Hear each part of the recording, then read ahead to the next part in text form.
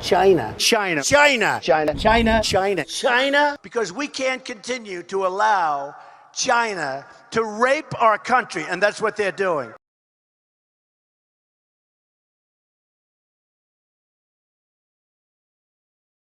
We're very happy, and Jack and I are going to do some great things. Small business, right? We'll focus on small business.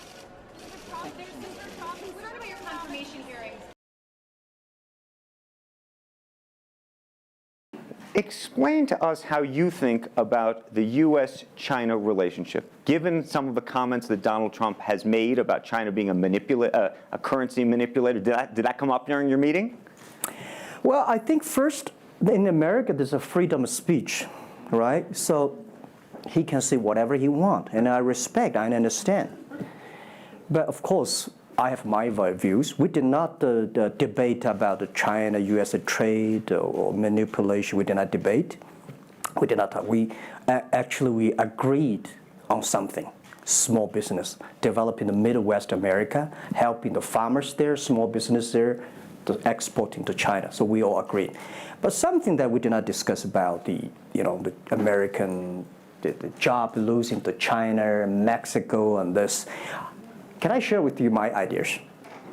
Please. Yeah.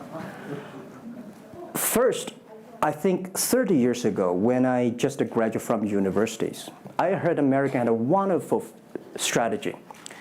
They outsource the manufacturing job, service jobs. They outsource the manufacturer to Mexico and China, outsource the service job to India. There's a book called The World is Flat. Tom Friedman, colleague at the New York Times. And I think it's a perfect strategy. You know, that the Americans said, we just want to control the IP, we just want technology, we just want the brand, and leave the lower-end jobs for the world. Great strategy. And second is that the American international companies made millions and millions of dollars from globalization. The top 100 companies in America. Amazing. I remember when I graduated from university, I tried to buy a beeper, the Motorola beeper.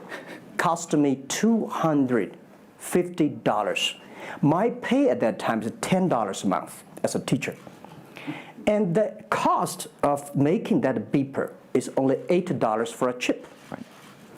So past 30 years, IBM, Cisco, Microsoft, they made tons of money. The profit they made are much more than the 4 largest banks in China put together, the China Mobile Phone, China Unicom, and whatever you name it, put together. Still, these multinational companies made more money than. So their market cap grew more than 100 times in the past 30 years. But where'd the money go? This is what I'm curious, because as a business people, I always care about the balance sheet. Where's the money coming? Where'd the money go? Past 30 years, the American had 13 wars, spending $14.2 trillion. The money going there. What if they spend a part of that money on building up the infrastructure, helping the white collars and blue collars? No matter how strategy good it is, you're supposed to spend money on your own people. Right? Not everybody can pass Harvard. Like me, they're not good at education, right? We should spend money on those people who are not good at schooling. And the other money, which I'm curious about, is that when I was young, I heard America is about Ford and Boeing, those big manufacturing companies. Last 10, 20 years, I heard about is Silicon Valley and Wall Street. The money go to the Wall Street. And what happened? Year 2008. The financial crisis wiped out $19.2 trillion USA alone. They wiped out all the white collars and destroyed 34 million jobs globally. So what if the money is not Wall Street? What if the money spent on the Middle East, Middle West of the United States? Developing the industry there, that could be changed a lot. So it's not the other countries steal jobs from you guys. It is your strategy. Okay, but you do not distribute the money and things in a proper way. I would say that globalization is a great stuff. It's the USA, it's developed countries to teach us how to do globalization. I remember 2002 or 1 before China joined the WTO, everybody in China was worried. Me, I was worried. Because what if all the international products come to China, destroy our industry, and we have to lose a job?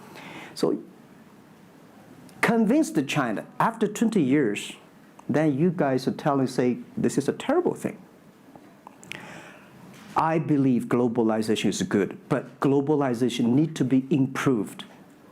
This is Donald Trump, President-elect, want to solve it, the problems.